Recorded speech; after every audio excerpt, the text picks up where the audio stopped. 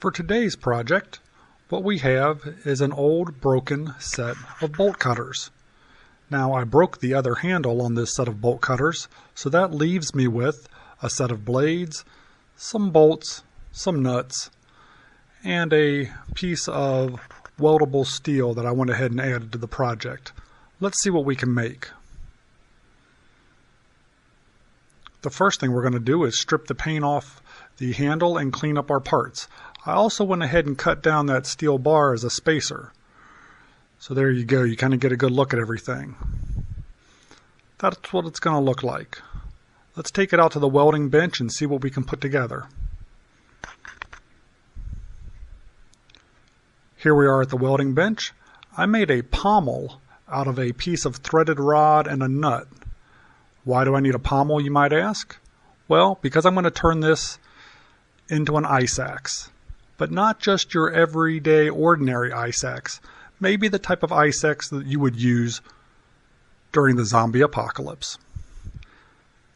That's about what I have in mind. Something along those lines there. We went ahead and bolted some parts together. And that kind of gives you an idea of what this project's going to look like. There's a few really shoddy welds, but it's a start. We'll go ahead and throw some welds on those bolts too.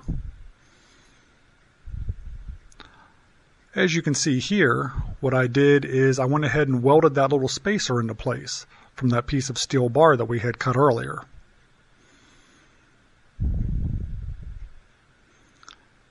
And there's the pommel that I was talking about.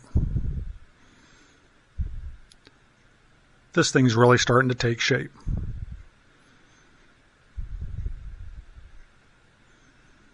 I went ahead and put some tape on the handle so that when I put some paracord on here, it doesn't slip and slide on this fresh paint. Let's take a look at that paracord handle. There you go. Not too bad. I like the way that turned out. The seam runs right down the grip, spaced perfectly for my fingers. I really like the way this thing feels.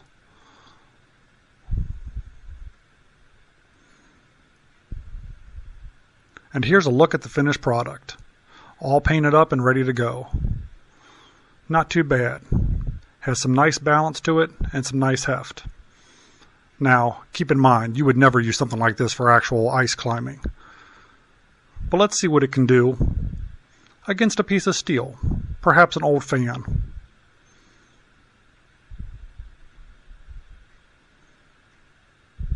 Yeah, I'd say that would punch through a car door if you needed it to. No problem.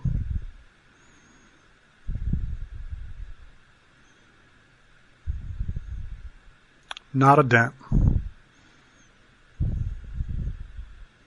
Except on the steel, that is.